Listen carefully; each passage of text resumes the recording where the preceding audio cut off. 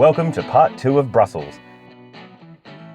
Junk food lover's dream, and home to Mannequin Piss, golden child of the city. The taste tour continues with the original French fry, the Belgian frite. The humble potato was introduced to Europe by Spanish conquistadors.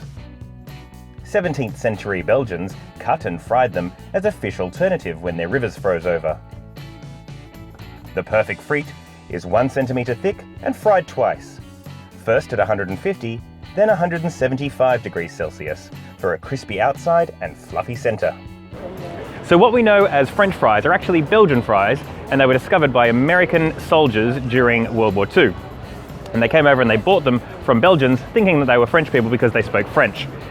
And so here we have the original Belgian fry, traditionally served with mayonnaise. Really good.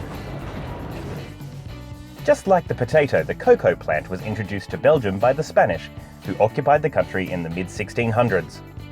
These days, over 2,000 chocolatiers produce 172,000 tonnes of Belgian chocolate every year. Pralines are a Belgian invention with an endless variety of nutty, syrupy and creamy centres. I grabbed a selection from one of Brussels' many fine chocolate stores. Okay, so stop number 4 on my tour of Brussels. Belgian chocolate, look at that. Oh yeah, very nice. This one here is champagne flavour, so flavoured like the place I was in just yesterday. Let's give this a go.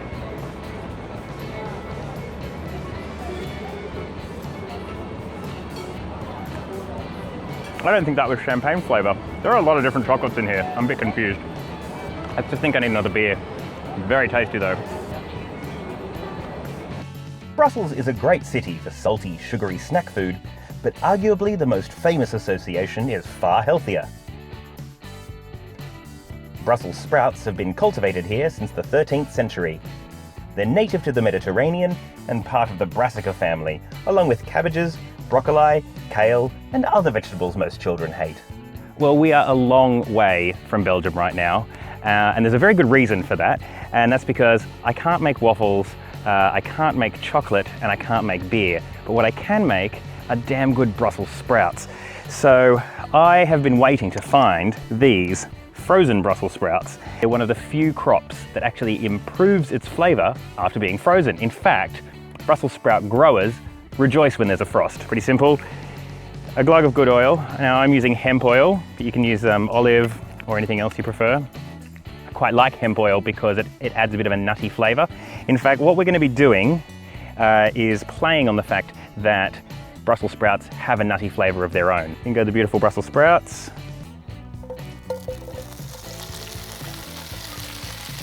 Look how green they are.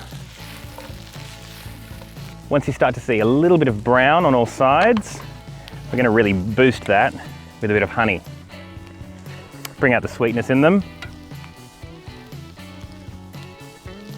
You got a bee. It's the honey. He wants his honey back. After a while, the sugar should start to caramelise. Chuck in a few spring onions and a splash of balsamic vinegar, which also has a bit of sugar in it too, but it'll add a sour note. What a mess. Oh, it smells amazing. The sugars are really starting to caramelise there. In with some salt, if you want quite a bit. Cracked black pepper as always. And to really work with the nutty flavour, I've toasted up some hazelnuts, slightly toasted. So sprinkle them through. And you know I love a foraged herb. Here's some beautiful thyme that Clayton found for me. Give it a final mix.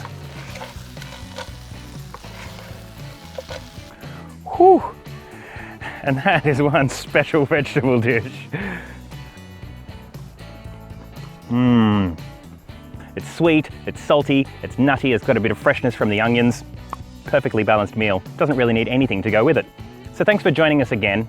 And next week, we're heading to the Black Forest in Germany to find Schwarzwälder Kirschtorte or Black Forest cake. Until then, remember, There's nothing quite as satisfying as eating local food.